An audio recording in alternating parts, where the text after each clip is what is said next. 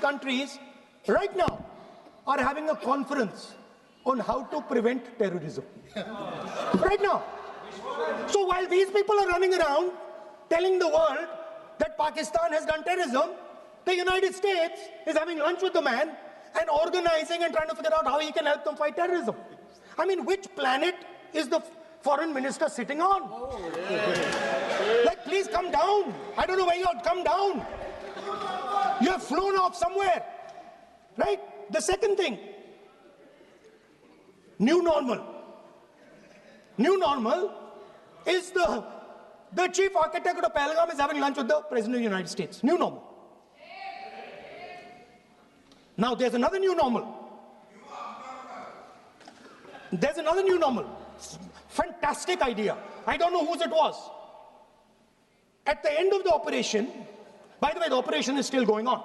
They have declared victory, but it's still going on. Right? At the end of the exercise, they say, the government of India says, any act of terror is an act of war. Now, do you understand what this statement is saying? What this statement is saying is that any terrorist now who wants to make India fight a war has just got to do one attack in India. मतलब आपने पूरी की पूरी power आतंकवादियों को उठा के दे दी कि भैया आपको युद्ध चाहिए ना, आप एक अटैक कर दो, युद्ध हो जाएगा. It's craziness. You have taken the entire idea of deterrence and turned it upside down. Right? So today, no, one second, you're laughing. Tell me something. The next terror attack that happens, what will you do? What will you do? You'll attack Pakistan again? So now, the moment they know that you're going to attack Pakistan, they just have to do a terror attack and they know you're going. So, this government is clueless even about what deterrence means. Right? This government is clueless about what political will means. This government is clueless about what it means to let the Army, Air Force, Navy fight. That's the reality of the situation. Now, I said in this house, standing right here, about 3-4 months back, and they laughed at me. They laughed at me. I said that please understand that India's biggest foreign policy challenge has been to keep Pakistan and China separate. And I said here that I am sad to say that you have destroyed the single biggest, most important goal of Indian foreign policy. China and Pakistan are fused like this. Okay? Now let me tell you what that means. Well, let me tell you what that means. It means, sir, अगर आप समझना चाहते हैं मैं समझा दूंगा थोड़ी देर बाद. Please. समझा दूंगा सर. Please आप समझा दूंगा तो बैठ जाएंगे sir. Don't worry, I am ready to do it.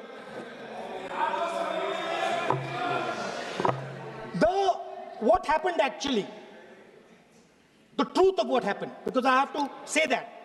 What happened is that the government of India thought they were fighting Pakistan.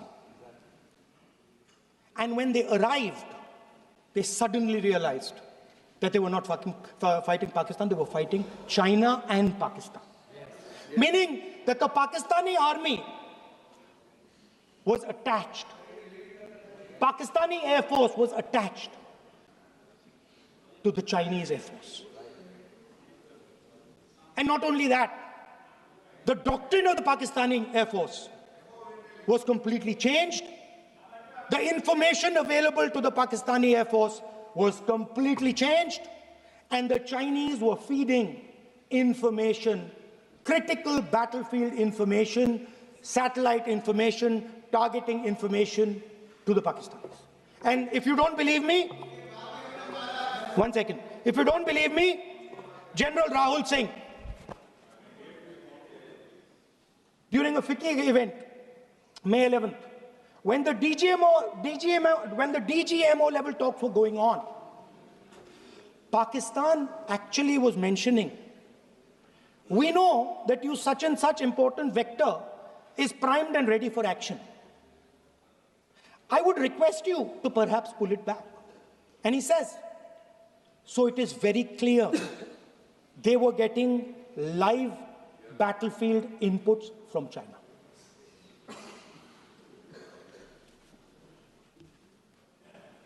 If you had listened to me here,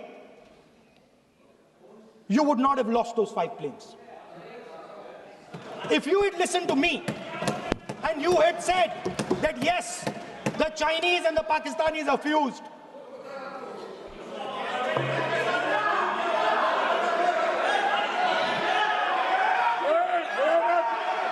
sir, EM, External Affairs Minister says yesterday in his speech, he says the two-front war concept is a very old concept. I don't know what he's talking about. The two-front war concept is gone. It doesn't exist anymore. There is now a unified front concept where there is only one unified single front, and war is going to be held on multiple domains: space, electromagnetic, cyber, undersea, air, space, air, land, sea. So he does not even understand the basics of warfare. He's talking about two-front. That ship has sailed long ago. Speaker, sir, how did this integration between Pakistan and China take place? I want to make it clear. There is a center called CENTIAC, Center for AI and Computing, that was built in Pakistan with Chinese help. And the aim of the center is to integrate the Pakistani Air Force with the Chinese Air Force and make and transform the Pakistani Air Force into a network-centric Air Force. Speaker, sir, as I speak, and since 2021, Pakistani officers, strategic officers, have been embedded in the PLA's Western and Northern Theatre Commands. They are sitting there, coordinating.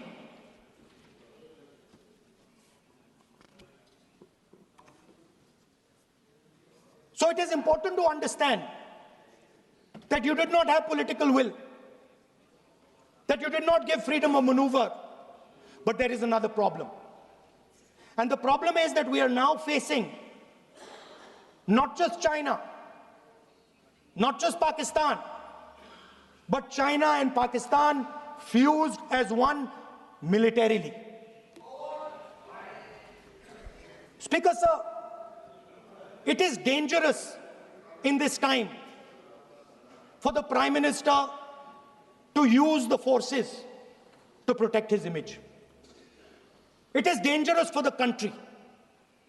The forces should only be used in national interest. The forces should be used with freedom. If you want them to be used, you want to unleash a tiger, free him. Do not tie his hands behind his back. Do not go to the Pakistanis and say, listen, don't escalate. Then go all the way. Then fight properly and defeat them once and for all.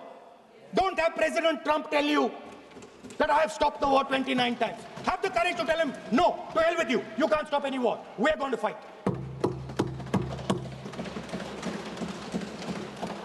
Speaker, sir, there is also I don't mean to keep mentioning External Affairs Minister, but it comes up because he's central to this discussion. I want to finish by telling you about something he said that shows the complete bankruptcy of the foreign policy of this government. Please remember that not a single neighboring country, not a single country condemned Pakistan. Not one. They condemned terrorism, they didn't condemn Pakistan. This is something that he didn't say. Now listen to what he has to say. And this shows you the mindset of these people. This explains why in his entire discussion yesterday of 1 hour, the defense minister did not say the word China. This explains it. And let me read the quote from the External Affairs Minister. Look, they, China, are the bigger economy. What am I going to do? As a smaller economy, am I going to pick a fight with the bigger economy? It is not a question of being reactionary. It is a question of common sense. Meaning he is scared. Meaning he is scared. And this is the point. The point is that we are now facing in front of us Chinese and Pakistani fusion. And it is a very dangerous time. As you can see, it is a very dangerous time. And we cannot afford a Prime Minister who does not have the courage to use the army the way it has to be used. We cannot afford a Prime Minister who does not have the guts to say from here that Donald Trump is a liar. He didn't stop India from fighting. Okay. He's lying about the planes. Okay. We need a Prime Minister who completely frees the army, frees the Air Force, frees the Navy and says, go, khatam karo kaam ko, like Indira Gandhi did. Thank you, Speaker Sir. I'd like to end by saying this entire discussion is about the people who died in Pahalgam. It is a tragedy, and it was very disturbing to me, again yesterday, where they were talking about everything. They were talking about Pakistan, they were talking about everything, but they did not mention the people who died in Pahalgam. So let me finish. Finishing. Otherwise, you are not allowing, sir, LOP. Only this time, only allowing. Other time, mic is not allowed. Sir, do not allow India to be reduced to a battlefield where large powers are fighting. We have to navigate. We have to protect our interest. Second, to the Prime Minister, the nation is above your image, above your politics, and above your PR. The forces are above your PR, your image, and your politics. Have the humility to understand that. Have the dignity to understand that. And do not sacrifice the armed forces and national interest for your own petty political gains. Thank you, sir.